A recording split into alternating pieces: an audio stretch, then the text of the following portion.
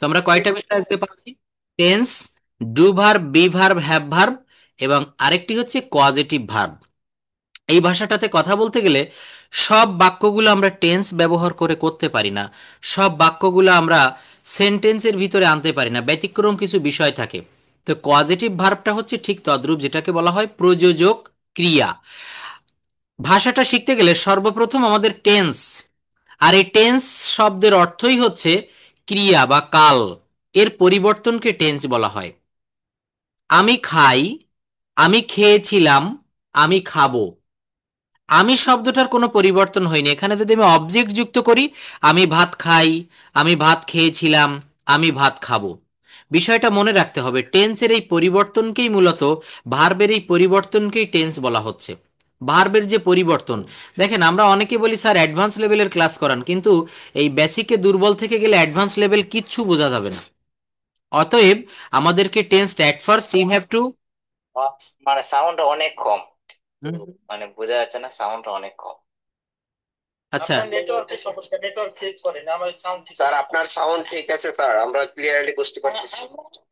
হ্যাঁ sir, clearly বোঝা যাচ্ছে, কিন্তু সাউন্ডটা মানে একটু কম আসছে তো, মানে ক্লিয়ার আছে, ঠিক আছে, ক্লিয়ার।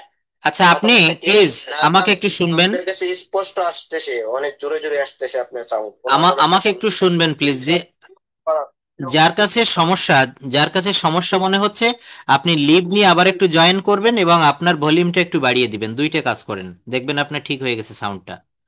হ্যাঁ, আপনি একটু লিভ নিয়ে আবার জয়েন করবেন। আচ্ছা, তো যে বিষয়টা আমি বলছিলাম, আর আমি মাঝে মাঝে আনমিউট করবো এবং ক্লাসের শেষের দিকে আপনাদের প্রশ্নগুলো আমি নিব। তো আমাকে একটু পড়াতে দেন। এখানে যে বিষয়টা মেইন, সেটা হচ্ছে আমাদেরকে টেন্সটা ভালোভাবে বুঝতে হবে। একেবারে গোড়ায় যদি আমরা কাঁচা থেকে যাই, 10 তলা একটা বিল্ডিং করবো, এটার বেসমেন্ট যদি ভালো না হয়, উপরে কিন্তু বিল্ডিং টিকবে না। দেখবেন অনেক অনেক জায়গায় 2012 সালে আমরা সবাই জানি বাংলাদেশের গার্মেন্টস সেক্টরের সব থেকে বড় ট্র্যাজেডি, রানা প্লাজা ধসে পড়েছিল। প্রায় 1300 এর অধিক শ্রমিক গার্মেন্টস কর্মী নিহত হয়েছিল, তাই না? তো আমাদেরকে কিন্তু এই বেসমেন্টটা ভালো করতে হবে। ক্লাস নিতে নিতে একটা ছোট্ট অভিজ্ঞতা পেয়েছি, সেটা হচ্ছে most of the students are very weak in basic and pre basic knowledge. আমরা কিন্তু বেসিকে দুর্বল, প্রি বেসিক, বেসিকেরও পূর্বের যে কথাগুলা। আমি যদি এখন একটু প্রি বেসিকে চলে যাই, যদি বলি বাংলাতে যেমন স্বরবর্ণ ব্যঞ্জন বর্ণ, ইংরেজিতেও কিন্তু স্বরবর্ণ এবং ব্যঞ্জন বর্ণ আছে। তো এইটা কি কি আমরা ভালোভাবে পারি? ভাওয়েল কনসোনেন্ট, অনেকেই বলবেন স্যার পারি, কিন্তু আমি যখন ডিপলি জিজ্ঞাসা করব, পারা যাবে না। তো এই বিষয়গুলো আমাদেরকে খুব ভালোভাবে, দেখেন এখানে অনেকেই আছেন বিভিন্ন সার্ভিস করতেছেন, কর্পোরেট জবে আছেন, প্রবাসীরা আছেন, আমাদের দেশে অনেকে রানিং স্টুডেন্টও রয়েছেন। তো সবার কাছে আমার একটা প্রশ্ন, আপনারা নিজেদেরকে নিজে প্রশ্ন করে দেখেন যে আপনি কেন দুর্বল। প্রথম যেটা দাঁড়ায়, সেটা হচ্ছে আমরা এতদিন ইংরেজি শিখেছি, কিন্তু শিখে আমরা একটা শেষ নামাতে পারিনি। কারণ আমরা কোন জায়গা থেকে শুরু করব এবং কোথায় শেষ করব, এই বিষয়গুলো আমরা কিন্তু জানতে পারিনি।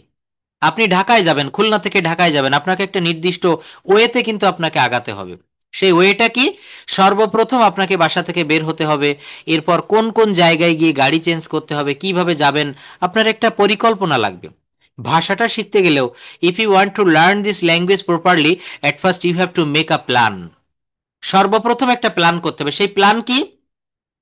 কয়টা বিষয় আমাদেরকে শিখতে হয়, নিশ্চয়ই সোহাগ স্যার এটা আপনাদের ক্লাস নিয়েছিল, একেবারে পূর্বের বেসিকের যে ক্লাসগুলো, আমরা যদি একটু এখানে দেখি, জাস্ট ওয়েট। ওকে, এই যে বিষয়গুলো দেখেন এখানে, প্রথম ক্লাসটার ভিতরে কিন্তু স্যার হয়তো এই ক্লাসটা নিয়েছিল, how to start learn English, how to start learning English, কিভাবে আমরা ইংরেজি শেখাটা শুরু করব। আমি যদি এখানে হাউ টু স্টার্ট লার্ন বলি, আমার কি ভুল হবে বলেন তো? How to start learn, start মানে শুরু করা, আবার লার্ন মানে শেখা, দুইটা বেস ফর্ম একই সঙ্গে বসে না।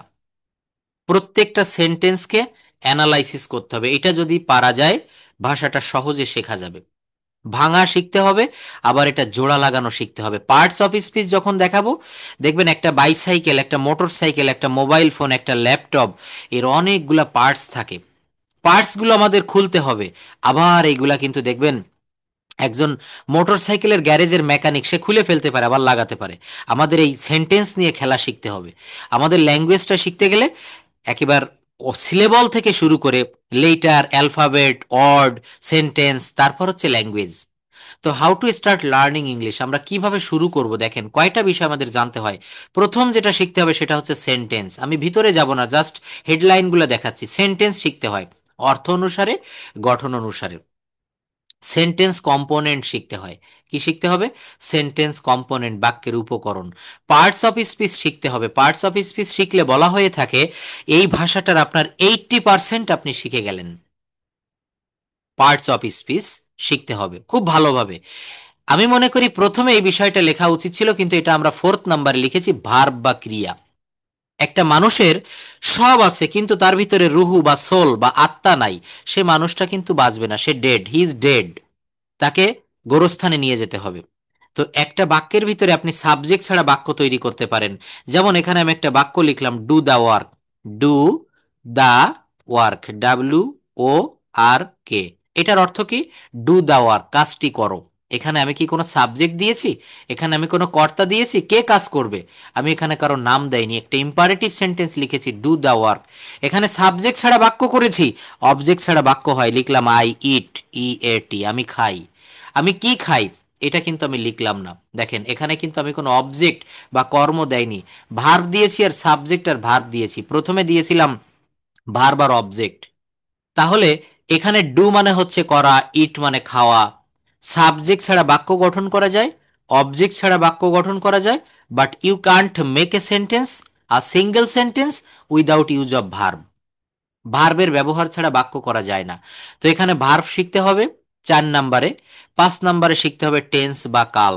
এই কাল কাকে বলে, টেন্স কাকে বলে, অনেক ব্যাচে সোহাগ স্যারের সঙ্গে অনেকদিন থেকে ক্লাস নিচ্ছি, তো একটা বিষয় দেখলাম, আমি ভয়েস চেঞ্জ, ন্যারেশন বা যে কোনো বিষয় করাতে করাতে মাথার দিকে অ্যাডভান্স লেভেলে চলে গেলাম, অথচ যখন টেন্স সম্পর্কে আমি প্রশ্ন রাখি, টেন্সে আমরা দুর্বল হয়ে যাই।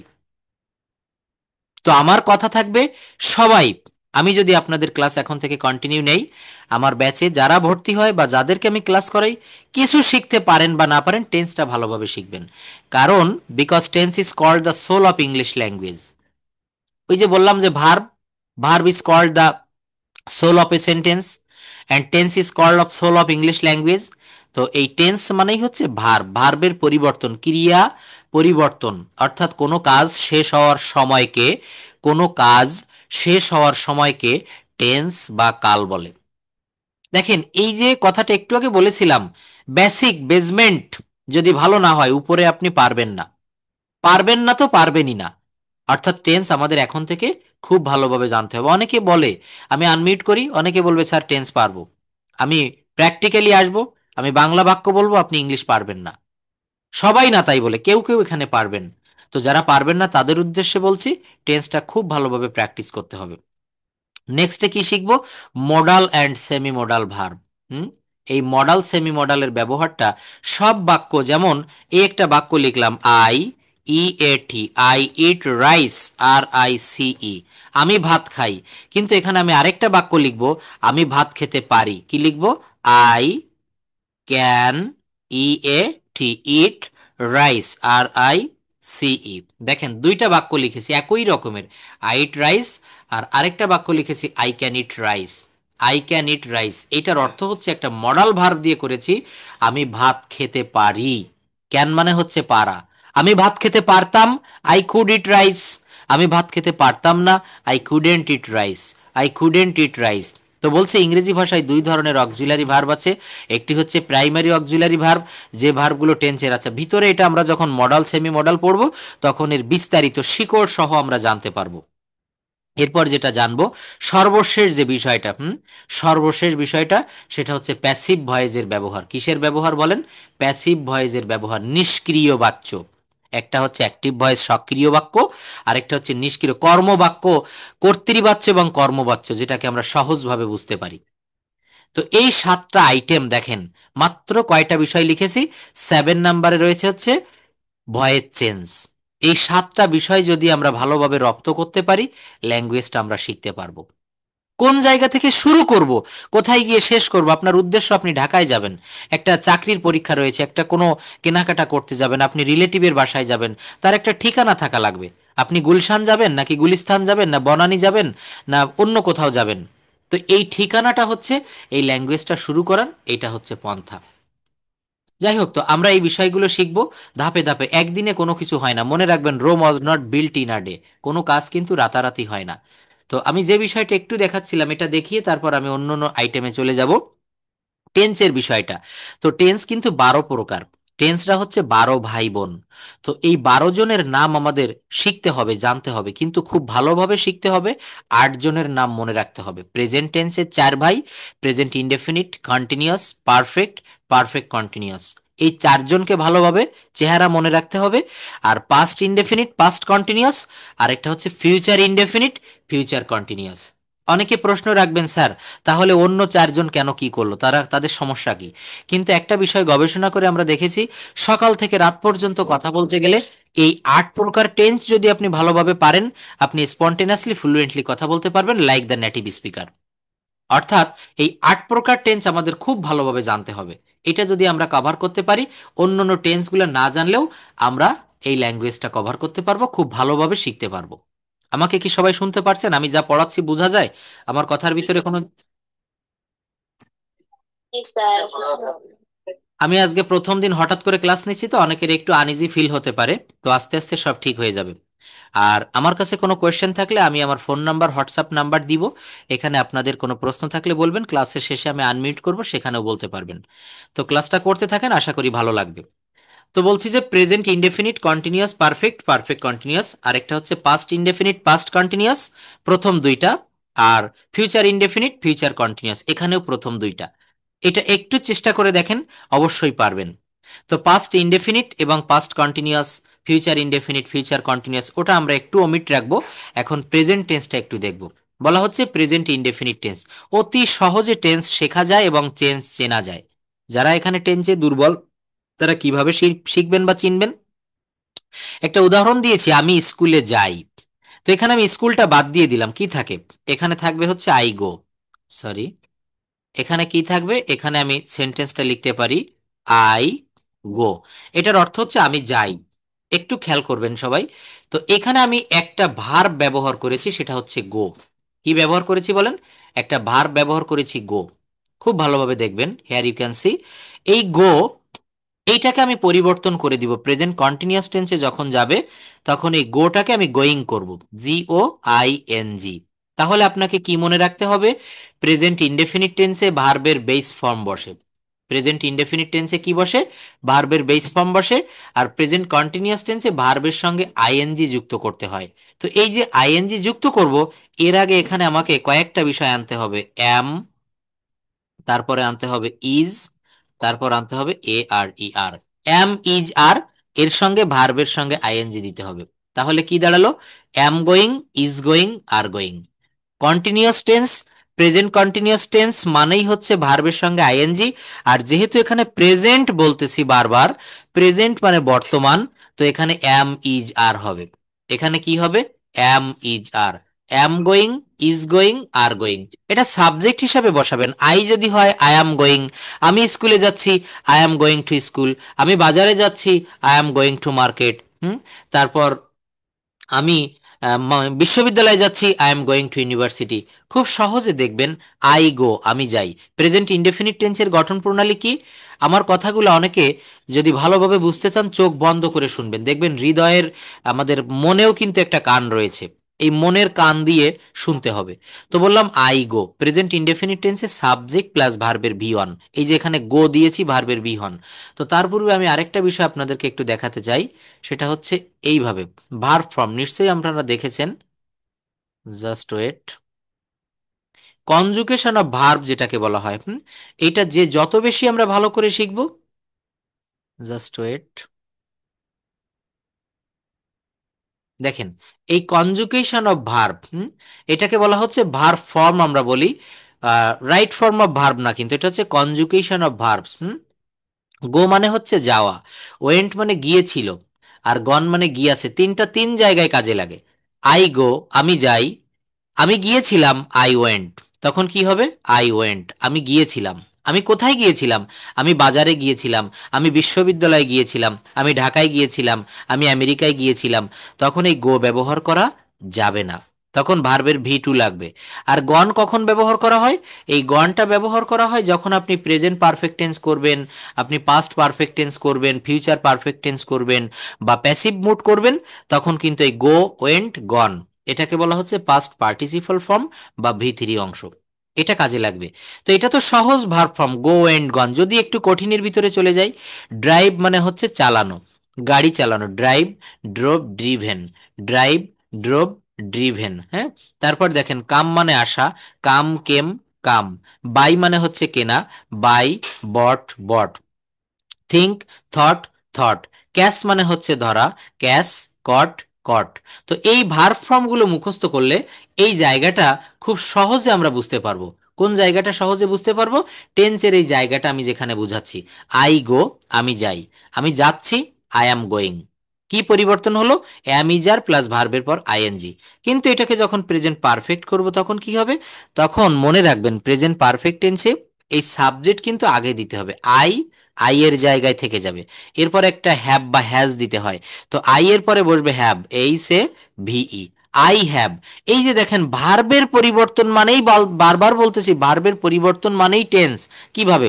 গো করেছি, প্রেজেন্ট কন্টিনিউয়াস টেন্সে গোয়িং করেছি, আর এখানে লিখবো কি? I have. মনে রাখবো আমরা have, has, had, have, has, had. এটা যখন দিব তখন ভার্বের ভিতরি হয় গো ওয়েন্ট গন, জি ও এন ই। কি লিখলাম? I have gone. কি লিখেছি? I have gone. আমি গিয়েছি, আমি গিয়েছি। তুমি খেয়েছো, ইউ হ্যাভ ইটেন, ইট ভার্বের ভিতরি। আমি একটা জামা কিনেছি, I have bought a shirt, buy থেকে এসেছে বট। তো বলছে আমি যাই, আই গো, আমি যাচ্ছি, আই অ্যাম গোয়িং, আমি গিয়েছি, আই হ্যাভ গন। এখানে ইচ্ছা মতো আপনি অবজেক্ট বা এক্সটেনশন ব্যবহার করতে পারবেন। আমি বাজারে গিয়েছি, I have gone to market. আমি বিশ্ববিদ্যালয়ে গিয়েছি, I have gone to university. আমি আমেরিকায় গিয়েছি, I have gone to America. এটা হচ্ছে প্রেজেন্ট পারফেক্ট। পারফেক্টের চিহ্ন হচ্ছে বাংলা ক্রিয়ার শেষে ইয়াসি, ইয়াসও থাকবে। আমি ভাত খেয়েছি, সুমনা একটি গান গেয়েছে, রবিউল একটা আইফোন কিনেছে।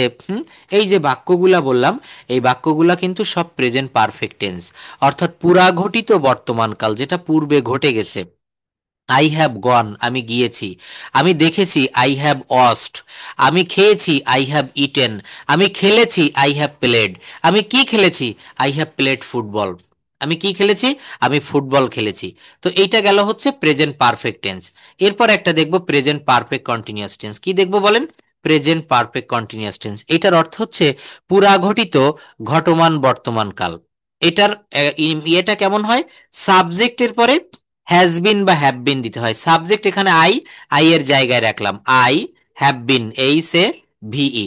সুন্দর একটা বিষয় খেয়াল করবেন, এখানে যেমন হ্যাভ লিখেছি প্রেজেন্ট পারফেক্ট টেন্সে, মনে রাখবেন প্রেজেন্ট পারফেক্ট কন্টিনিউয়াস টেন্সেও সে কিন্তু ওই হ্যাভ ছাড়া বসতে পারে না। এ কিন্তু এর বয়ফ্রেন্ড বা গার্লফ্রেন্ড বা এর ফ্যামিলির কাউকে ছাড়া যেতে পারে না। আই, এই যে সাবজেক্ট, এর খুব ভয় করে। তো এ কি করে? এই হ্যাজ বা হ্যাভকে সঙ্গে রাখে। তো আই হ্যাভ, এরপরে অতিরিক্ত একটা বিন যোগ করতে হয়, বি ডাবল এন। কি যোগ করতে হয়? বিন। I have been. এইবার মনে রাখবেন, এটা যেহেতু আমি বারংবার বলতেছি কন্টিনিউয়াস টেন্স, কিসের কন্টিনিউয়াস? Present perfect continuous. তো এই আই হ্যাভ বিন, এই কন্টিনিউয়াস মানেই যেমন দেখেন উপরে লিখেছি eating, going, running, playing. Continuous tense মানেই হচ্ছে ভার্বের পর আইএনজি। তো I have been eating, E A T I N G. Sorry, এখানে গো ভার্ব দিয়ে করেছি, গোয়িং দেই।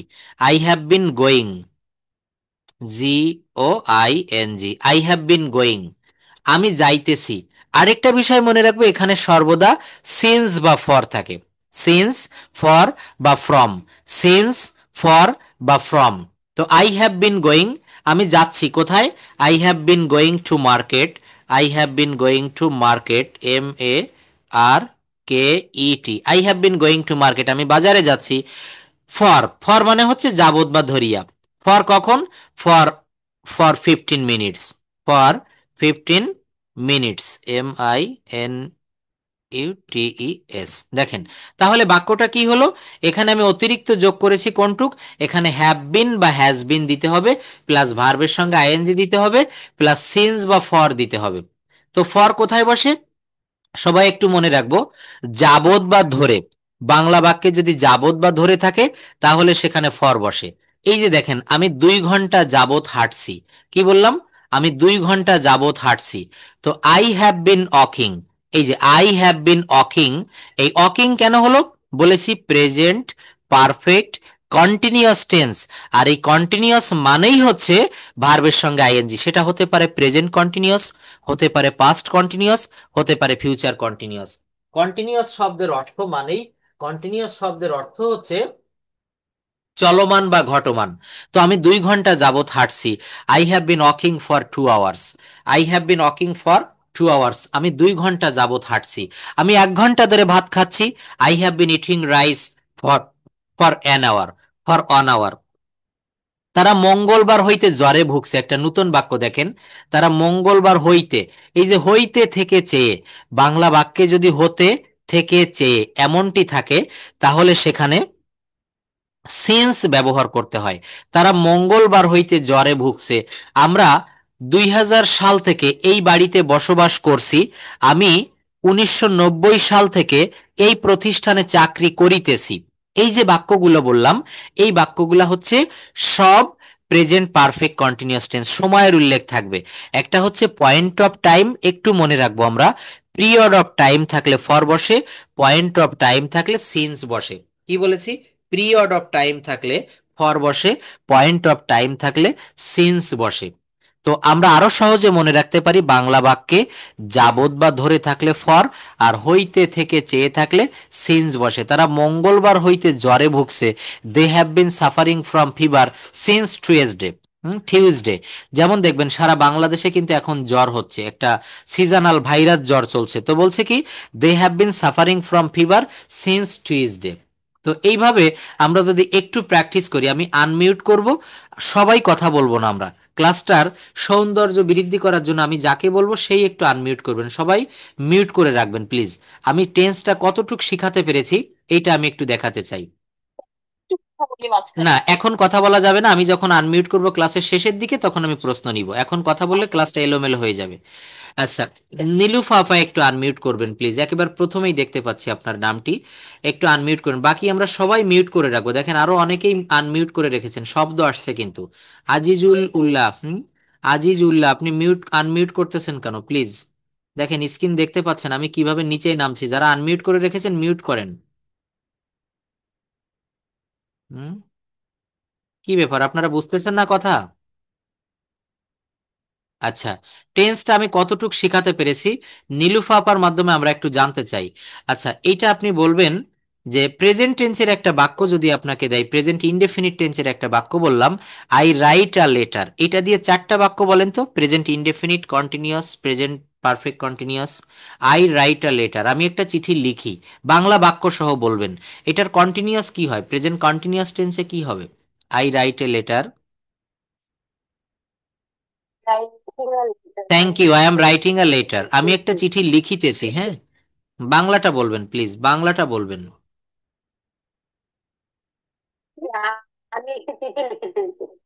না, লিখিতেছি এটা তো বলছেন, লিখছি বা লিখিতেছি। হুম। না, প্রেজেন্ট টেন্সে রোট আসবে কেন? প্রেজেন্ট টেন্সে কি রোট আসবে? রোট তো হয়ে যাবে রাইট, রোট, রিটেন, ভি2, এটা তো আসবে পাস্ট ফর্মে। আমি কি এতক্ষণ এটা শিখিয়েছি? মোটেই না। এখানে কি বলতেছি, present indefinite I write a letter, present continuous tense I am writing a letter, present perfect হবে I have written a letter, I have written a letter, I have written, উচ্চারণটা খেয়াল করবেন, I have written a letter.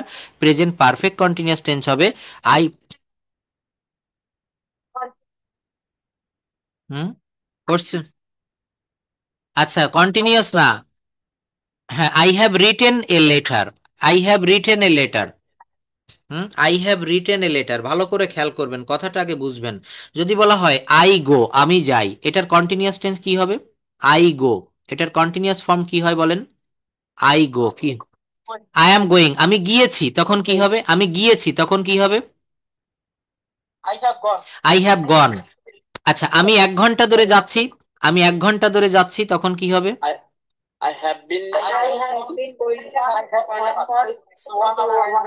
Have been going for 1 hour, কি হবে? I have been going for 1 hour, আমি 1 ঘন্টা ধরে যাচ্ছি। হুম। আচ্ছা, তো আমরা সবাই মিউট, হ্যাঁ, হ্যাঁ, হ্যাভ বিন বা হ্যাজ বিন হবে। এখানে গঠন প্রণালীটা প্রেজেন্ট পারফেক্ট কন্টিনিউয়াস টেন্সে সাবজেক্টের পরে হ্যাভ বিন বা হ্যাজ বিন দুইটা বসবে না, এখানে সাবজেক্ট অনুসারে একটা বসাতে হবে। যদি এখানে কারো নাম থাকে করিম, রহিম, তাহলে Rahim has been doing the work, Karim has been eating rice, এখানে হ্যাভ বিন দেওয়া যাবে না। হুম। আচ্ছা, শামিমা আক্তার একটু আনমিউট করবেন প্লিজ, সবাই মিউট রাখবেন, আমি যার নাম বলবো তিনি একটু আনমিউট করবেন। আচ্ছা, শুনতে পারছেন আমাকে? বলেন তো, he rides, sorry, he plays football, সে ফুটবল খেলে, এইটা দিয়ে প্রেজেন্ট টেন্সের বাকি তিনটা বাক্য আপনি বলুন। He is playing football. Okay. তারপরে he has played football. Okay, next. তারপরে he has been playing football for 1 year, এই 1 আওয়ার। 1 আওয়ার, এইটা দিয়ে আপনি পাস্ট ইনডেফিনিট, বাংলাটা একটু বলেন। আচ্ছা, প্রথম হচ্ছে যে হি প্লেস ফুটবল, সে ফুটবল খেলে। হ্যাঁ, হি ইজ প্লেইং ফুটবল, সে ফুটবল খেলছে। তারপরে he has been playing football, সে ফুটবল খেলেছে। নো। তাহলে এটা বলুন। খেলেছে নাকি ফুটবল? না, হি হ্যাভ প্লেড ফুটবল, এটা কি, সে ফুটবল খেলেছে। ওকে, আপনি বলছেন সঠিকভাবে, কিন্তু আমি এটা একটু বুঝাই দেই। প্রেজেন্ট পারফেক্ট টেন্স, দেখেন আমি সামনে এনে রেখেছি স্ক্রলটা, এখানে কি বলছি, প্রেজেন্ট পারফেক্ট টেন্সের বাংলা বাক্যের চিহ্নটা সবাই মনে রাখবেন। এই জায়গাটাতে আমরা কনফিউজড হয়ে যাই, এখানে আমরা কনফিউশনে ভুগি, সেটা হচ্ছে বাংলা বাক্যের শেষে দেখেন এইগুলা থাকবে। প্রেজেন্ট পারফেক্ট টেন্সে বাংলা বাক্যের শেষে ঠিক এই বিষয়গুলো থাকবে। যারা এখানে প্রবাসীরা রয়েছেন একটু ভালো করে খেয়াল করবেন, আপনাদের ল্যাঙ্গুয়েজটা খুব বেশি প্রয়োজন। প্রতিদিন অনেক ফোন পাই প্রবাসী থেকে, বলে যে স্যার আসলে এখানে এসে আমরা অনেকটা বিপদে পড়েছি, একটা জবে রয়েছি, কিন্তু আমি যদি ভাষাটা ভালো করে বলতে পারতাম, ল্যাঙ্গুয়েজটা ইংরেজিতে কথা বলতে পারতাম, আমার স্যালারি বাড়তো, আমার পদোন্নতি হইতো। তো যারা প্রবাসী রয়েছেন সবাই ভালোভাবে খেয়াল করবেন। তো এখানে বলছি যে ভার্বের শেষে ইয়াসি ইয়াসো থাকবে। একটু প্র্যাকটিক্যাল জায়গায় যাই, ভার্বের শেষে কি থাকবে, ইয়াসি ইয়াসো। যেমন সে কাজটি করিয়াছে বা করেছে, যদি আপনি সাধু ভাষায় বলেন তখন হবে করিয়াছে, আর যদি চলিত ভাষায় বলেন তখন হবে করেছে। সে কাজটি করেছে, he has done the work.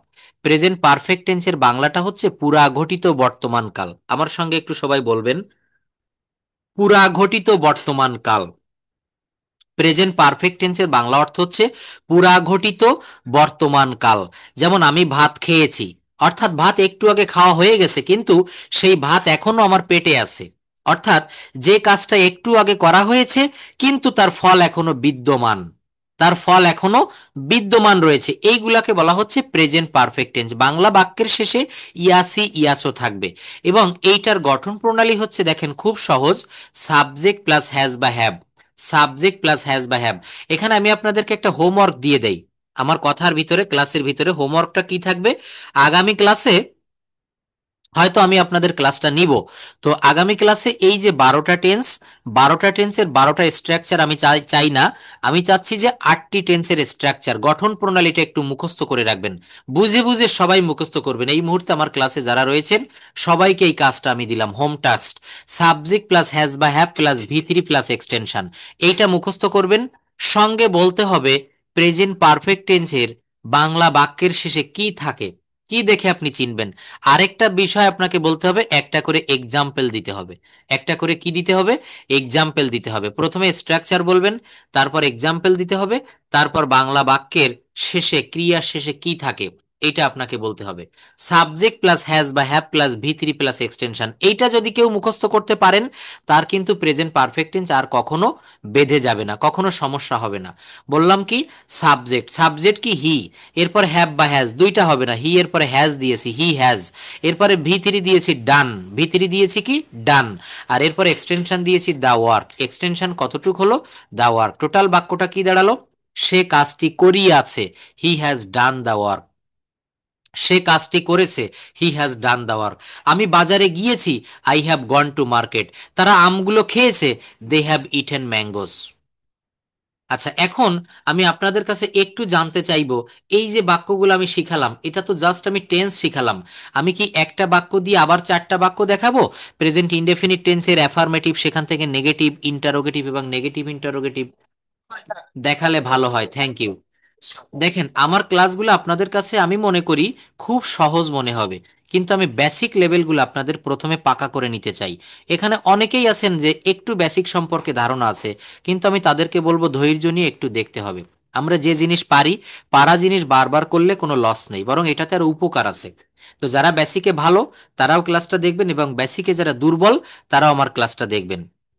আর আমার সঙ্গে যারা লেগে থাকবেন, 2 থেকে 3 মাস ক্লাসটা করবেন কন্টিনিউ, দেখবেন ল্যাঙ্গুয়েজটায় আপনার যে ভয় ছিল, বা আপনি যে কথা বলতে পারতেন না, যে জড়তা ছিল, এখানে আমার পার্সোনাল ব্যাচ রয়েছে। পার্সোনাল ব্যাচে অনেকেই দেখছি আছে, এই ব্যাচে পার্সোনাল ব্যাচেও যারা ক্লাস করে।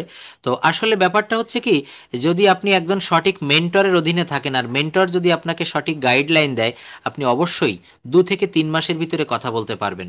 স্পোকেন ইংলিশটা খুবই সহজ, শুধু আপনাকে আমার স্ট্রাকচারগুলো আমার দেখানো পথে একটু হাঁটতে হবে। So come to the point, এখানে আমি যে বাক্যগুলো দেখালাম প্রেজেন্ট টেন্স সম্পর্কে, আশা করি আপনারা মোটামুটি একটা ধারণা পেয়েছেন। প্রেজেন্ট ইনডেফিনিট টেন্সে সাবজেক্টের পরে ভার্বের মূল ফর্ম বসে, প্রেজেন্ট কন্টিনিউয়াস টেন্সে সাবজেক্টের পরে অ্যাম ইজ আর বসে, তারপরে মূল ভার্বের সঙ্গে আইএনজি বসে।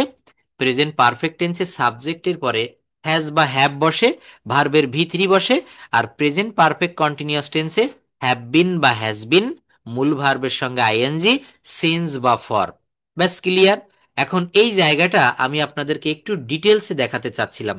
সেই ডিটেলস বিষয়টা কেমন, হেয়ার ইউ ক্যান সি। এই জায়গাটা দেখব। দেখেন, এখানে একটা ভার্ব আমি বেছে নিয়েছি, গো। আই গো টু স্কুল, আমি স্কুলে যাই। তো এইটা দিয়ে আমি প্রেজেন্ট ইনডেফিনিট টেন্সের এই বাক্যটা, আই গো টু স্কুল, আমি স্কুলে যাই। এখন আমি আপনাদের এখান থেকে তো শিখিয়েছি প্রেজেন্ট কন্টিনিউয়াস টেন্স, আমি স্কুলে যাচ্ছি, I am going to school. আমি স্কুলে গিয়েছি, I have gone to school. তো আমি ওই লাইনে না গিয়ে আমি এখন অন্য একটা সিস্টেম দেখাবো। একটা বাক্যকে আমরা ওই টেন্সের ভিতরে রেখেই আরো 4টা বাক্য করতে পারি। যেমন আই গো টু স্কুল, এটা হচ্ছে একটা অ্যাফার্মেটিভ বাক্য, হ্যাঁ বোধক। এটার নেগেটিভ কি হয় জানেন? আমি স্কুলে যাই, এর নেগেটিভ হবে আমি স্কুলে যাই না, I don't go to school. I don't go to school, আমি স্কুলে যাই না। এটার প্রশ্নবোধক কি হয় বলেন তো? আমি কি স্কুলে যাই? এটার প্রশ্নবোধক কি হবে? আমি কি স্কুলে যাই? তখন এই ডোন্ট থেকে নট বাদ দিতে হবে, do I go to school. অনেকেই প্রশ্ন রাখতে পারেন, স্যার এখানে ডোন্ট বা ডু কেন হবে? মনে রাখবেন, প্রেজেন্ট ইনডেফিনিট টেন্সে, প্রেজেন্ট ইনডেফিনিট টেন্সে কোনো বাক্যকে নেগেটিভ বা ইন্টারোগেটিভ করতে গেলে ডু ব্যবহার করা হয়, আর নেগেটিভ করতে গেলে ডু নট ব্যবহার করা হয়। তো এই ডু নটকে আমরা ভদ্রভাবে সংক্ষেপে শর্ট ফর্মে ডোন্ট বলি। প্রেজেন্ট ইনডেফিনিট টেন্সে ডু নটকে বলা হয় ডোন্ট। আর আরেকটা বিষয় জেনে রাখবো, ফিউচার ইনডেফিনিট টেন্সের নেগেটিভ করতে গেলে উইল নটকে বলা হচ্ছে ওন্ট। উইল নটকে বলা হচ্ছে ওন্ট। আর প্রেজেন্ট ইনডেফিনিট টেন্সের নেগেটিভকে বলা হচ্ছে ডোন্ট। শুনতে একই রকম, একটা ছন্দ, মনে রাখবেন। তো বলছে I go to school, I don't go to school, do I go to school, don't I go to school. অর্থাৎ এই বাক্যটা কিন্তু প্রেজেন্ট ইনডেফিনিট টেন্সে, সাধারণ বর্তমান কাল। আমি স্কুলে যাই, আমি স্কুলে যাই না, আমি কি স্কুলে যাই, আমি কি স্কুলে যাই না। অর্থাৎ একটা বাক্য, একটা টেন্সের একটা বাক্যকে আমি 4 ভাবে মুভ করতে পারলাম। I go to school. এইবার দেখেন, প্রেজেন্ট ইনডেফিনিট টেন্সের একটা বাক্যকে আমি 4 ভাবে মুভ করতে পেরেছি, ট্রান্সফর্ম করে লিখেছি। প্রেজেন্ট ইনডেফিনিট টেন্সের একটা বাক্য 4 প্রকার ভাবে লিখতে পারলাম, প্রেজেন্ট কন্টিনিউয়াস টেন্সের একটা বাক্যকেও কিন্তু 4 প্রকার ভাবে লিখতে পারবো। কেমন দেখেন? এই যে সেই জায়গাটা, I am going to school. এখানে একটা বিষয় সবাই খেয়াল করবেন, আমি গো ভার্ব থেকে কখনো দূরে সরে যাচ্ছি না। আমি কিন্তু গো ভার্ব দিয়েই 30টা বাক্য, এই শিটটা আমি ক্লাস শেষে আপনাদেরকে দিয়ে দিব। এখানে দেখেন বলা হচ্ছে যে 30+ sentences practice with one verb according to the structure of tense, modals and verbs. একটা ভার্ব দিয়ে 30টা বাক্য তৈরি করা যায়। তো আমি ধরে নিলাম এখানে কেউ যে কোনো একজন হয়তো 1000 ভার্ব, 1000 বাদ দিলাম, এটা বেশি হয়ে যায়, 100 ভার্ব, 100, 100 ভার্ব এখানে যদি কেউ জানেন, তো সেই 100 ভার্ব দিয়ে আপনি 100 ইন্টু 30, অর্থাৎ 30 শত মানে 3000 বাক্য। 100 ভার্ব যদি আপনার জানা থাকে, আপনি মুহূর্তের ভিতরে, এই ক্লাসটা একটু ভালোভাবে দেখেন, আপনি মানে 2 সেকেন্ডের ভিতরে 3000 বাক্য করতে পারবেন। একটি মাত্র ক্লাস শিখে যদি 3000 বাক্য করা যায়, এর থেকে ভালো কি আর হতে পারে? আপনি শিখছেন মাত্র একটা বাক্য দিয়ে, কিন্তু আপনি করতে পারবেন 3000 বাক্য। তো প্রেজেন্ট ইনডেফিনিট টেন্সের একটা বাক্যকে আমি দেখিয়েছি, I go to school, I don't go to school, do I go to school, don't I go to school. এখানে আপনারা হোমওয়ার্ক থাকবে, একটা হোমওয়ার্ক অলরেডি দিয়েছি। সেই হোমওয়ার্কটা কি দিয়েছি নিশ্চয়ই আপনাদের মনে আছে। স্ট্রাকচার, 12টা টেন্সের ভিতরে থেকে 8টি টেন্সের স্ট্রাকচার সবাই মুখস্থ করে রাখবেন। এটা আমি আগামী ক্লাসে আপনাদের কাছ থেকে ফিডব্যাক নিব। তো এই যে বাক্যটা আই গো টু স্কুল, এই গো ভার্বটাকে এখান থেকে আপনি ইচ্ছা করে চেঞ্জ করে দিতে পারেন। লিখতে পারেন আই রাইট এ লেটার, আমি একটা চিঠি লিখি, আমি একটা চিঠি লিখি না, আমি কি একটা চিঠি লিখি, আমি কি একটা চিঠি লিখি না। এই গো ভার্বের পরিবর্তে আপনি এখানে রাইট ব্যবহার করতে পারেন। এখানে আই এর পরিবর্তে ইউ ব্যবহার করতে পারেন, ইউ রাইট এ লেটার, তুমি একটা চিঠি লেখো, তুমি একটা চিঠি লেখো না, you don't write a letter. তো দেখেন, এটা প্রেজেন্ট ইনডেফিনিট দিয়ে আমি এতক্ষণ বুঝালাম, প্রেজেন্ট কন্টিনিউয়াস টেন্স দিয়ে একটু বুঝাই। ওই একই নিয়ম, অঙ্ক করার মতো। যারা সূত্রটা ধরতে পারবেন তাদের কাছে খুব সহজ মনে হবে, যারা পারবেন না একটু কঠিন মনে হবে। তো আমার ক্লাসটা মনোযোগ দিয়ে শুনেন, ক্লাসটা খুব সহজ মনে হবে। প্রেজেন্ট কন্টিনিউয়াস টেন্সের ওই গো ভার্ব দিয়ে একটা বাক্য করেছি। কি ভার্ব দিয়ে করেছি? গো ভার্ব দিয়ে একটা বাক্য করেছি, I am going to school, আমি স্কুলে যাচ্ছি। কি হবে বলেন? I am going to school, আমি স্কুলে যাচ্ছি। যদি বলা হয় আমি স্কুলে যাচ্ছি না, I am not going to school. মনে রাখবো, কন্টিনিউয়াস টেন্সের কোনো বাক্যকে নেগেটিভ করা পৃথিবীর সহজ কাজগুলোর মধ্যে একটি। I am going to school, এখানে পরিবর্তন করেছি কি, শুধু এই অ্যাম এর পরে একটা নট যুক্ত করেছি। অ্যাম এর পরে কি যুক্ত করেছি? I am going to school, I am not going to school. এই বাক্যটা যদি পাস্ট কন্টিনিউয়াস টেন্স হইতো, তখন কেমন হতো? I was going to school, I was not going to school. একটা নিয়ম দিয়ে যদি আপনি করতে পারেন, বাদ বাকি নিয়মগুলো দিয়ে আপনি করতে পারবেন। দেখবেন, আমরা যখন মাধ্যমিক লেভেলে পড়াশোনা করেছি 9-10-এ বীজগণিত বইতে, তখন টিচাররা কি করতেন, একটা সূত্র দিয়ে একটা অঙ্ক শিখাই দিত। এইবার ওই অঙ্কের সংখ্যা পরিবর্তন করে দিয়ে অন্যান্য ভাবে আমাদেরকে করতে হতো।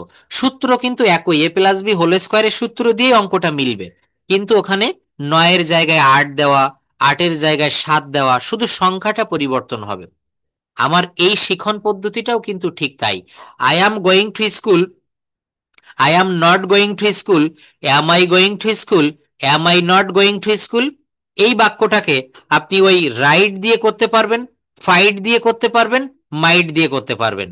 অর্থাৎ এখানে আমি একটা ছন্দ ব্যবহার করলাম। আপনি গোয়িং এটা না দিয়ে I am writing a letter, I am playing football, এখন এইভাবে যদি করি, আই অ্যাম প্লেয়িং ফুটবল, গো বাদ দিয়ে, গোয়িং বাদ দিয়ে আমি প্লেয়িং আনবো। আই অ্যাম প্লেয়িং ফুটবল, আমি ফুটবল খেলিতেছি। যদি বলা হয় আমি ফুটবল খেলছি না, I am not playing football, আমি ফুটবল খেলছি না। আমি কি ফুটবল খেলছি? অ্যাম আই প্লেয়িং ফুটবল, আমি কি ফুটবল খেলছি না? Am not I playing football. তো এই যে দেখেন, গো ভার্ব দিয়ে এখানে আরো কিছু বাক্য রেখেছি, I was not going to school. এইগুলো একজন একটু পড়েন তো দেখি কেমন পড়তে পারেন, আমাদের রিডিং স্কিলটা একটু প্র্যাকটিস হয়ে যাক। আমি আনমিউট করছি, যাকে বলবো সেই একটু পড়বেন। সবাই কথা বললে ক্লাসটার শ্রী বৃদ্ধি নষ্ট হয়ে যাবে। হুম, কে পড়বেন এখানে? ভালো পড়তে পারবেন কে? আপনি পড়বেন, কি নাম? স্যার একজনকে দেখেন আপনার চয়েস মতো। হুম, আমি একজনকে বেছে নিতে চাই। স্যার আপনি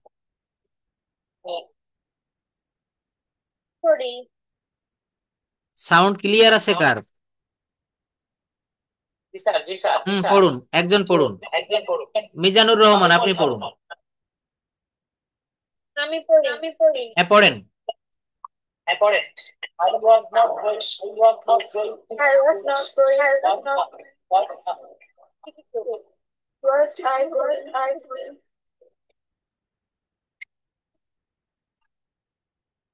How are you? How are you? আর আসলে আমি যেটা ভেবেছিলাম সেটা হচ্ছে না। হ্যাঁ, আমি আনমিউট করতে বললে সবাই আনমিউট করছে, ক্লাসটা খুব নয়েজি হয়ে যাচ্ছে।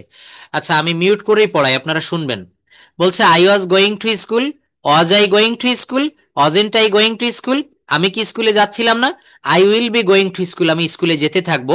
I won't be going to school, আমি স্কুলে যেতে থাকবো না। Will I be going to school, আমি কি স্কুলে যেতে থাকবো। Won't I be going to school, আমি কি স্কুলে যেতে থাকবো না। আমি স্কুলে গিয়েছি, I have gone to school. আমি স্কুলে যাইনি, I have not gone to school. আমি কি স্কুলে গিয়েছি, have I gone to school. দেখেন প্রেজেন্ট পারফেক্ট টেন্স একটু আগে আপনাদের শিখিয়ে এসেছি, সেই প্রেজেন্ট পারফেক্ট টেন্স ব্যবহার করে এইটা দিয়ে 4টা বাক্য করেছি। I have gone to school, আমি স্কুলে গিয়েছি। আমি স্কুলে যাইনি, প্রেজেন্ট পারফেক্ট টেন্সের এই বাংলা বাক্যটা অনেকের কিন্তু একটু সমস্যার কারণ হয়ে দাঁড়ায়। আমি স্কুলে গিয়েছি, অনেকে এটা চিন্তা করে আমি স্কুলে গিয়েছি না, কিন্তু আসলে এটা তো কোনো বাংলা বাক্যই হয় না। আমি স্কুলে গিয়েছি না, এটা অশুদ্ধ বাক্য। শুদ্ধ করে বলতে হবে আমি স্কুলে যাইনি। আমি কি স্কুলে গিয়েছি, আমি কি স্কুলে যাইনি। তো এইভাবে আমরা যদি একটু প্র্যাকটিস করি, কেন পারবো না? মডাল ভার্ব দিয়ে করেছি, দেখেন আমি যেতে পারি, আই ক্যান গো। আমি যেতে পারি না, I can't go. Can not কে বলা হচ্ছে ক্যান্ট। আই ক্যান্ট গো। আমি কি যেতে পারি, ক্যান আই গো। আমি কি যেতে পারি না, ক্যান্ট আই গো। আমি কি যেতে পারি না। তো দেখেন এখানে কিন্তু টেন্সের থেকে বেশি প্রাধান্য পেয়েছে মডাল, আই ক্যান গো। এখানে আপনি একটা এক্সটেনশন, একটা অবজেক্ট ব্যবহার করতে পারেন। I can go to school, I can go to market. I can't গো, আমি যেতে পারি না। আমি কোথায় যেতে পারি না, I can't go to market, I can't go to university. Can I go, আমি কি যেতে পারি, ক্যান নট আই গো। তো এইভাবে এখানে দেখেন পাস্ট ফর্ম ব্যবহার করেছে, আই কুড গো, আমি যেতে পারতাম। তো এই গো এর পরিবর্তে এখানে আপনি লাইক দিতে পারেন, এখানে আপনি প্লে দিতে পারেন, এখানে আপনি আরো অন্যান্য যে ভার্ব ফর্মগুলো আছে সেইগুলো ইচ্ছা করে আপনি ব্যবহার করতে পারেন। তো মূল বিষয়টা কি হলো? মূল বিষয়টা হচ্ছে আমাদের স্ট্রাকচারটা শিখতে হবে, বাক্য গঠন করা। দেখেন আরো একটা শিখেছি, আমি অবশ্যই স্কুলে যাব, I must go to school.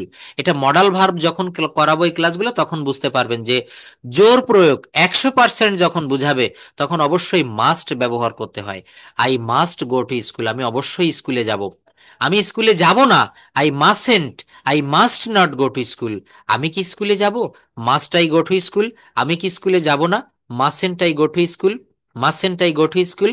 তো দেখেন এইগুলা হচ্ছে টেন্স ব্যবহার করে আমরা একটা ভার্ব দিয়ে 30টা বাক্য করেছি। ক্লাস শেষে এই পিডিএফ এবং এই রেকর্ড এটা আপনাদের ইসে দিয়ে দিব গ্রুপে, এখান থেকে দেখে নেবেন। এই হোমওয়ার্ক গুলো করবেন। যাদের হাতে সময় নাই তারা ভয়েস রেকর্ড করবেন হোয়াটসঅ্যাপে, দেখবেন ভয়েস রেকর্ড রয়েছে, আমার হোয়াটসঅ্যাপে পাঠাবেন, আমি এগুলো শুনে কারেকশন করে দিব। আর যাদের লেখার মতো সময় আছে পর্যাপ্ত, এখানে আপনি গো ভার্বের পরিবর্তে রাইট ভার্ব ব্যবহার করতে পারবেন, এখানে আপনি প্লে ভার্ব ব্যবহার করতে পারবেন। এখানে আপনি ইট ভার্ব ব্যবহার করতে পারবেন। আই ইট রাইস, আমি ভাত খাই। আমি ভাত খাই না, আই ডোন্ট ইট রাইস। আমি কি ভাত খাই, ডু আই ইট রাইস। আমি কি ভাত খাই না, ডোন্ট আই ইট রাইস। একটা বিষয় খুব গভীরভাবে ভেবে দেখেন, এখানে অনেকেই আমরা গ্রামার পারি, আমরা ভোকাবুলারিও জানি, কিন্তু আমরা ইংরেজিতে কথা বলতে গেলে আর পারি না। এর মূল কারণটা হচ্ছে কি, আমাদের প্র্যাকটিস নাই, আমাদের অনুশীলন নাই, আমাদের চর্চা নাই। অনেকেই এখানে আছেন আমি জানি গ্রামার খুব ভালো বোঝেন, এই যা যা শেখাচ্ছি এগুলো তাদের কাছে আগে থেকেই জানা, কিন্তু কথা বলতে গেলে কি হয়, এই যে একটা বাক্য দিয়ে 30টা বাক্য, আপনি যদি এটা নিজে নিজে আপনার নোটবুক আপনার খাতায় লিখতে পারেন, আপনি যদি কোনো মেন্টরের সাথে এটা স্পিকিং করতে পারেন, আপনার দ্রুত এই জায়গাটা ডেভেলপ হবে। আমরা পারি, আমাদের মরিচা পড়ে আছে, এই মরিচাটাকে কিন্তু উঠাতে হবে। সো নেক্সট ক্লাসে, নেক্সটে আমি কি করব, এখানে টেন্সের সঙ্গে আমি আরো একটা বিষয় আপনাদেরকে একটু দেখাবো, সব বিষয় ধীরে ধীরে দেখাবো। আরেকটা বিষয় আপনাদেরকে হোমওয়ার্ক দিচ্ছি, যেহেতু সোহাগ স্যার আপনাদের অনেকগুলো ক্লাস নিয়েছেন, এখানে অনেকেই টেন্স পারেন। একটা দেখেন সেন্টেন্স ট্রান্সলেশন, বাংলা দেওয়া আছে, এখান থেকে ইংরেজি করতে হবে। As we are Bangali, at first we have to know Bengali language very well, then we have to learn English. At first we will know Bengali very properly, Bangla ভালোভাবে জানতে হবে, তাহলে ইংরেজি সহজ হয়ে যাবে। আমরা বাংলা না জেনে ইংরেজি জানতে চলে যাই, দেখবেন আমরা যখন রাতের বেলায় স্বপ্ন দেখি, স্বপ্নটা কি আমরা বাংলায় দেখি নাকি ইংরেজিতে দেখি? আমরা এখানে যারা ক্লাস করছি সবাই ইংরেজি শিখতে এসেছি, সারা জীবন আপনি ইংরেজি শিখলেও স্বপ্ন কখনো আপনি ইংলিশে দেখতে পারবেন না, কারণ আমাদের ব্লাডের সঙ্গে মিশে আছে বাংলা ভাষা, আমাদের মাদার ল্যাঙ্গুয়েজ, আমাদের হোম ল্যাঙ্গুয়েজ, আমাদের ফার্স্ট ল্যাঙ্গুয়েজ বাংলা। তো আমাদেরকে সর্বপ্রথম বাংলাটা ভালো করে শিখতে হবে। সূর্য পূর্ব দিকে উদিত হয়, পাখিরা আকাশে উড়ে, গোলাপের গন্ধ মিষ্টি, তোমরা ভাগ্যবান। দেখেন এখানে সেন্টেন্স ট্রান্সলেশন ডে 1, ডে 2 এগুলো আমি ভাগ করে করে দিয়েছি। তো প্রথম দিনে আপনারা সেন্টেন্স ট্রান্সলেশন ডে 1টা করবেন। এটা করে আমার ফোন নাম্বারটা এখানে দিয়ে দিচ্ছি, আমার হোয়াটসঅ্যাপ নাম্বার, এইটাতে আপনারা পাঠাতে পারেন। 92।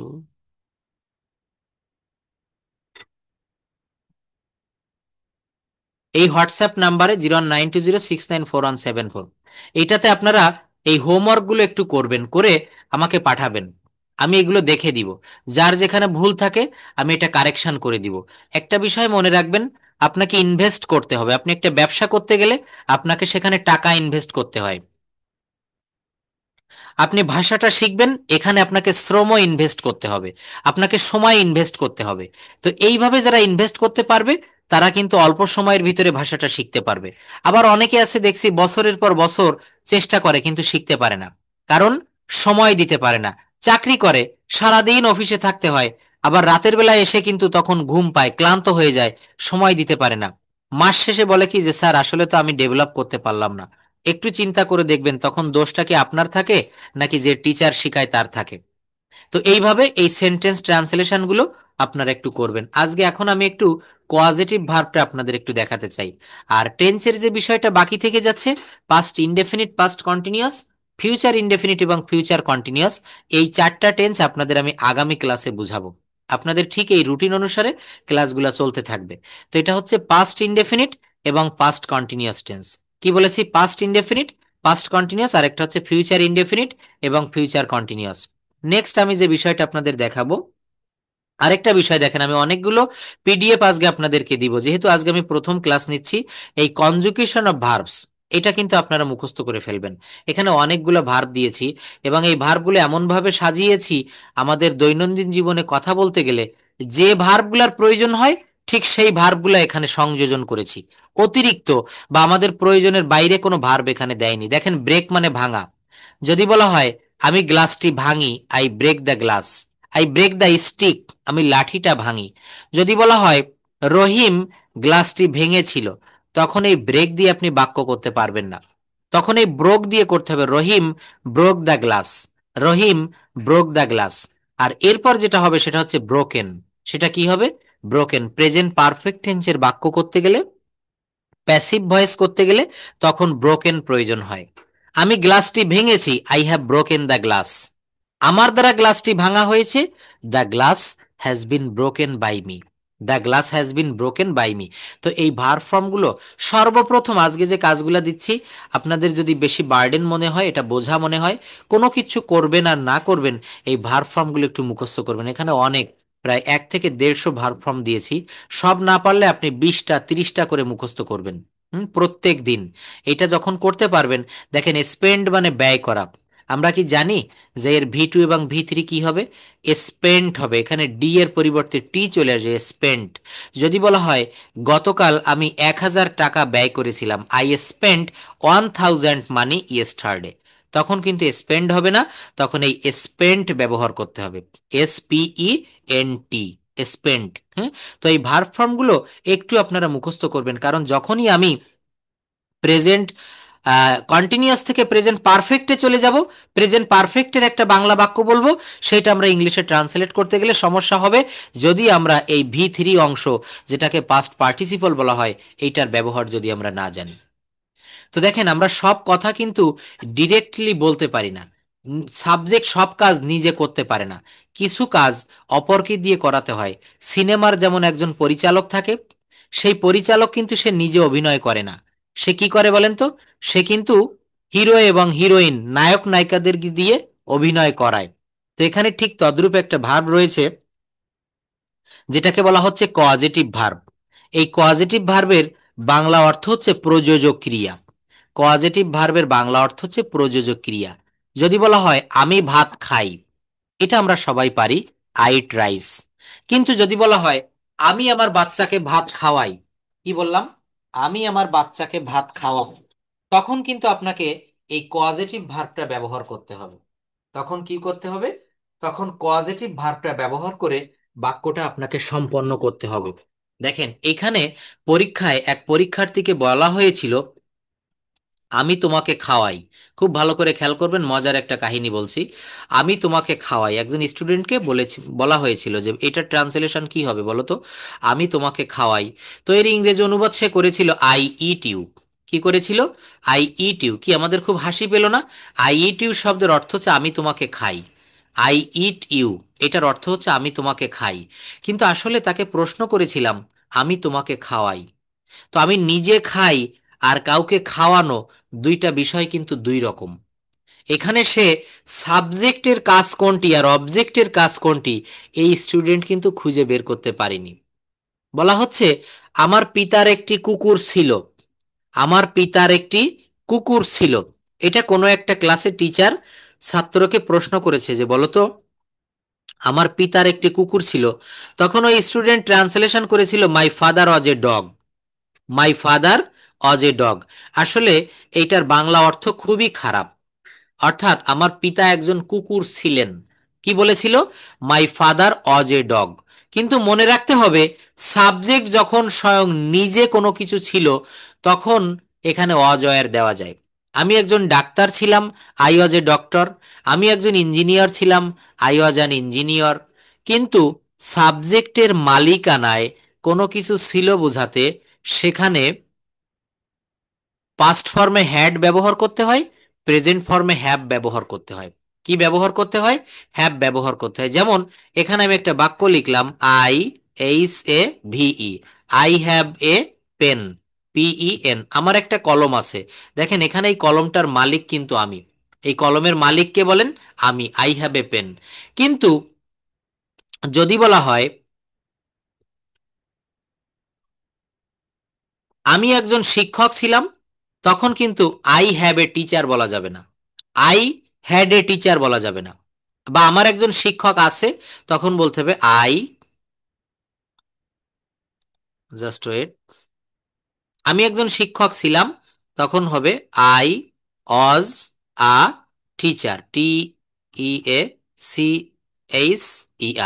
আই অজ এ টিচার, আমি একজন শিক্ষক ছিলাম। আর যদি বলা হতো আমার একজন শিক্ষক ছিল, তখন আই হ্যাড এ টিচার। আমার বাসায় একজন টিচার, একজন টিউটর রাখা ছিল, আই হ্যাড এ টিচার। আমার একজন শিক্ষক ছিল, কিন্তু আমি নিজে ছিলাম। মনে রাখবেন সাবজেক্ট বা কর্তা স্বয়ং নিজে কোনো কিছু ছিল, তখন সেখানে অজ হবে। I was a teacher, I was a doctor, I was an engineer, I was an advocate. কিন্তু যদি বলা হয় এই যে বাক্যটা বলেছিলাম আমার পিতার একটি কুকুর ছিল, তখন আমার পিতা নিজে ছিল না, পিতার অধীনে ছিল। My father had a dog, my father had a dog. কিন্তু যখন সাবজেক্ট নিজে ছিল, আমার পিতা একজন শিক্ষক ছিল, my father was a teacher, my father was a teacher. তো এখানে পজিটিভ ভার্বটার অর্থ হচ্ছে প্রযোজক ক্রিয়া। এটার বাংলা অর্থটা কি হবে?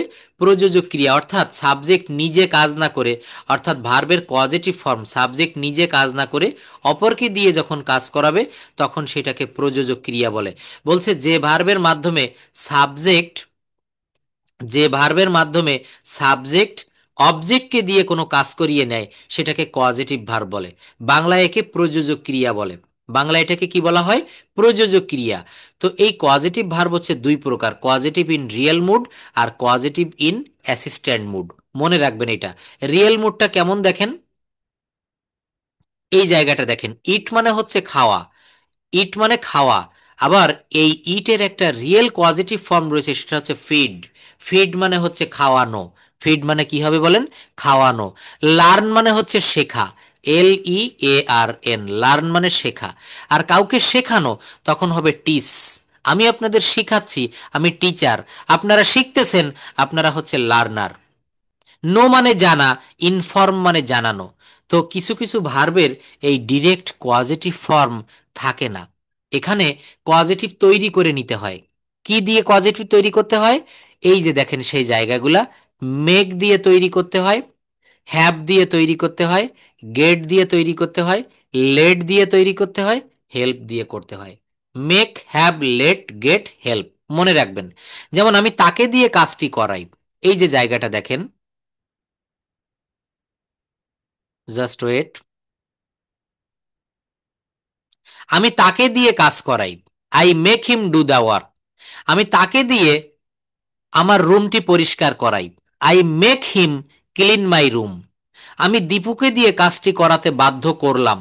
শিক্ষক ছাত্রদেরকে দিয়ে লিখিয়ে নিল। আমি তোমাকে ল্যাপটপটি ব্যবহার করতে দিব না। তিনি আমাকে ফোন ব্যবহার করতে দেননি। দেখেন, সাবজেক্ট নিজে না করে অবজেক্টকে দিয়ে যখন কোনো কাজ করায় তখন সেটাকে পজিটিভ ফর্ম বলে। তখন সেটাকে কি বলে? মেকের ব্যবহার দেখেন, অবজেক্টকে দিয়ে জোর করিয়ে কোনো কাজ সম্পন্ন করা বোঝাতে মেকের ব্যবহার করানো হয়। যেমন আই মেক হিম, বা আমি তাকে দিয়ে কাজটি করিয়ে নিলাম। I made him do the work. শিক্ষক ছাত্রদেরকে দিয়ে লিখিয়ে নেয়। The teacher make the students right. গেটের ব্যবহারটা কখন হবে? একটু কম জোর প্রয়োগ করে কাউকে দিয়ে কোনো কাজ করিয়ে নেওয়া বোঝাতে গেটের ব্যবহার করা হয়। গেট একটু কম জোর প্রয়োগ করা। যেমন আমি ছেলেটাকে দিয়ে আমার কাপড় ধোয়ালাম। আই গেট দ্য বয়, কি হবে বলেন? I get the boy two wash my cloth. আমি আমার চুল কাটাই। দেখবেন আমরা ছেলেরা যখন মাথায় চুল বড় হয় সেলুনে গিয়ে চুল কাটাই না? তো বলছে আমি আমার চুল কাটাই। আমি আমার বাড়িটিতে রং করাই। আচ্ছা, একটা বড় বাড়ি, এইটা কি বাড়ির মালিক কখনো বাড়ি নিজে নিজে রং করে? করে না।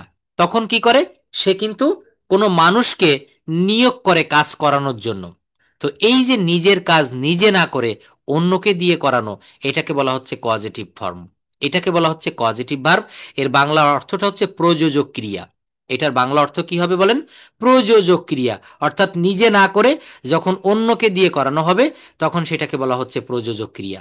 আচ্ছা, সবাই আনমিউট করবেন না প্লিজ। যে অবস্থানে আছেন একটু মিউট রাখেন। আনমিউট করার জন্য আমি এখানে নীলুফা ইয়াসমিন কাজল, প্লিজ আপা একটু আনমিউট করবেন। আমি একটু টেন্সে আবার ফিরে যেতে চাই। হ্যাঁ, সবাই মিউট রাখেন প্লিজ, ক্লাসটা দেখবেন অনেক ভালো হবে। দেখছেন অনেকেই কিন্তু আনমিউট করে বসে আছেন, প্লিজ সবাই একটু মিউট রাখেন তো।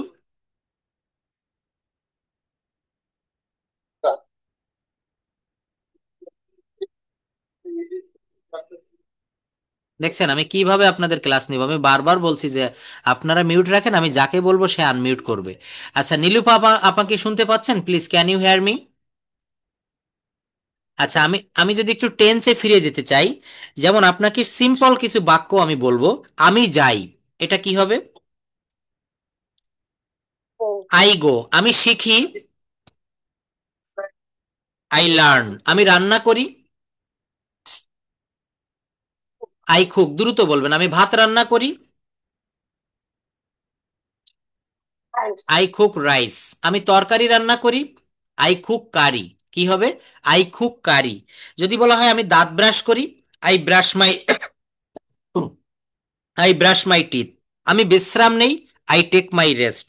আমি চা খাই, আই টেক টি, অথবা আই ড্রিঙ্ক টি। আমি টিভি দেখি, I watch television. I watch TV, I watch TV. কিন্তু যদি বলা হয় আমি টিভি দেখছি, আই অ্যাম ওয়াচিং টিভি, তখন কি হবে? I am watching TV. যদি বলা হয় আমি বাড়ি যাচ্ছি, আই অ্যাম গোয়িং হোম। আমি তার সাথে কথা বলছি, I am talking with him. এখানে একটা স্ট্রাকচার আপনাদেরকে একটু দেখাতে চাই, সেটা হচ্ছে am to is to are two.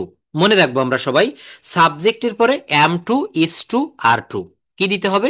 এখানে একটা সাবজেক্ট দিয়েছি যেমন আই, এরপর একটা লিখলাম am to, A M, I am, এরপর একটা টু দিলাম, আই অ্যাম টু, এরপর একটা ভার্বের বেস ফর্ম দিলাম গো, আই অ্যাম টু গো। কি লিখলাম বলেন তো? আমাকে যেতে হয়। দেখেন কত সহজে ছোট ছোট বাক্য তৈরি করা যায়। এই ছোট বাক্য থেকে বাক্যগুলো বড়ও করা যায়। আই অ্যাম টু গো, মনে রাখবেন am to is to are to, এটার অর্থ হচ্ছে যেতে হয়, করতে হয়, খেতে হয়, সাবজেক্টকে স্বাভাবিকভাবে কোনো কিছু করতে হয়। যদি বলা হয় আমাকে যেতে হয়, আই অ্যাম টু গো। আমাকে পরিষ্কার করতে হয়, আই অ্যাম টু ক্লিন। আমাকে পরিবর্তন করতে হয়, আই অ্যাম টু চেঞ্জ। আমাকে সাহায্য করতে হয়, আই অ্যাম টু হেল্প। যদি বলা হয় তোমাকে যেতে হয়, তখন কিন্তু ইউ এর পরে এখানে অ্যাম হবে না, ইউ এর পরে এটা পরিবর্তন হয়ে যাবে ভার্বটা, ইউ আর টু গো। তোমাকে যেতে হয়, তোমাকে পরিষ্কার করতে হয়, ইউ আর টু ক্লিন। তোমাকে রুমটি পরিষ্কার করতে হয়, you are to clean the room, you are to clean the room. তোমাকে পরিবর্তন করতে হয়, ইউ আর টু চেঞ্জ। আচ্ছা, এখানে সাবজেক্ট ইউ বাদ দিয়ে যদি আমরা এখানে হি লিখতে পারি, হি, তখন কি হবে বলেন তো? তাকে যেতে হয়, হি ইজ টু গো। আপনি ইচ্ছা করলে এখানে অবজেক্ট জুড়ে দিতে পারেন। তাকে বাজারে যেতে হয়, he is to go to market. তাকে বিশ্ববিদ্যালয়ে যেতে হয়, he is to go to university. তাকে পরিষ্কার করতে হয়, হি ইজ টু ক্লিন। তাকে রান্না করতে হয়, হি ইজ টু কুক। তাকে ভাত রান্না করতে হয়, he is to cook rice. আপনি আরো বড় করতে পারেন, তাকে প্রতিদিন ভাত রান্না করতে হয়, he is to cook rice everyday. He is বলেন? Cook is to cook rice এভরিডে। আচ্ছা, এইভাবে am to is to are to এর পরিবর্তে এখানে আপনি চাইলে পাস্ট ফর্ম ব্যবহার করতে পারেন, WAS, হি ওয়াজ টু। কি লিখলাম? হি ওয়াজ টু। এটার অর্থ কি দাঁড়াবে? সাবজেক্টকে কোনো কাজ করতে হয়েছিল। সাবজেক্টকে কোনো কাজ করতে হয়েছিল। যেমন যদি বলা হয় আমাকে যেতে হয়েছিল, আই ওয়াজ টু গো। তাকে যেতে হয়েছিল, হি ওয়াজ টু গো। করিমকে যেতে হয়েছিল, করিম ওয়াজ টু গো। করিমকে ঢাকায় যেতে হয়েছিল, করিম ওয়াজ টু গো টু ঢাকা। করিমকে আমেরিকায় যেতে হয়েছিল, করিম ওয়াজ টু গো টু আমেরিকা। যদি বলা হয় তোমাকে যেতে হয়েছিল, ইউ ওয়াজ হবে না, ইউ ওয়্যার টু গো। কি হবে? You were to go. যদি বলা হয় তোমাকে লিখতে হয়েছিল, you were to write. You were to write. তোমাকে চিঠিখানা লিখতে হয়েছিল, you were to write the letter. You were to write the letter. তোমাকে চিঠিখানা লিখতে হয়েছিল। তো দেখেন, এই ধরনের স্ট্রাকচার দিয়ে আমি আপনাদেরকে প্র্যাকটিস করাবো, কিন্তু এটা ধীরে ধীরে করতে হবে। আর আমি যে হোমওয়ার্কগুলো দিয়েছি, এই হোমওয়ার্কগুলো আপনারা একটু প্র্যাকটিস করবেন। কারণ কি, হোমওয়ার্ক না নিলে কখনো যদি আপনার প্রেশার না থাকে আপনি কিছু শিখতে পারবেন না। এই যে যে বিষয়গুলো দেখালাম, দেখেন সূর্য পূর্ব দিকে উদিত হয়, তোমরা ভাগ্যবান, এগুলো একটু নিজে নিজে করবেন। যারা আমার এই হোয়াটসঅ্যাপ নাম্বারটা একটু নেবেন, এখন নিয়ে রাখেন। এইখানে আপনারা প্রচুর পরিমাণে কাজ করবেন, ভয়েস রেকর্ড করবেন, করে সেটা আমাকে পাঠাবেন, আমি এগুলো কারেকশন করে দিব। আর আমার ছোট ছোট পার্সোনাল ব্যাচ থাকে, অনেকেই এখানে রয়েছেন আমার ব্যাচে, যারা আছেন দেখলাম নীলুফা আপা রয়েছেন, আরও অনেকেই রয়েছে। যদি কেউ মনে করেন স্পিকিং প্র্যাকটিস করবেন গ্রামারের সঙ্গে সঙ্গে স্পোকেন ইংলিশ, আমার এই নাম্বারটাতে একটু কাইন্ডলি নক দিবেন। বিশেষ করে প্রবাসী যারা রয়েছেন, কথা বলার জন্য আপনি তেমন কোনো স্কোপ পাচ্ছেন না। আসলে দেখবেন বিভিন্ন রকমের ডুওলিঙ্গো রয়েছে, অ্যাপস রয়েছে, এটা কিন্তু আমাদের কোনো কাজে আসে না। কেন কাজে আসে না? কারণ এইটার সঙ্গে তো আপনি সরাসরি কথা বলতে পারেন না। আপনি প্রশ্ন করবেন, এটা তো আপনাকে উত্তর দিতে পারছে না। যদিও উত্তর দেয়, আপনার মনের মতো হচ্ছে না। কথা বলতে গেলে কিন্তু আপনার সামনে একজন লোক থাকা লাগে, যে আপনাকে ভুলটা ধরিয়ে দিতে পারবে। আমরা তো কথা অনেকেই বলি, কিন্তু ভুল শিখলে তো হবে না, আমাদেরকে সঠিকটা শিখতে হবে। তো এখন আরেকটি ক্লাস রয়েছে, সবাই ভালো থাকবেন। That's all for today, see you in the next class. আর speak English with Sonamukh, Sohag স্যারের লেখা যে বইটা, বইও যদি কেউ নিতে চান, পার্সোনাল ব্যাচ বা যে কোনো প্রয়োজনে আপনাদের এই ল্যাঙ্গুয়েজ সম্পর্কে কোনো সমস্যা হলে আমার এই নাম্বারটাতে একটু যোগাযোগ করবেন। আর আগামী ক্লাসেও রুটিন অনুসারে আমি ক্লাসটা নিব।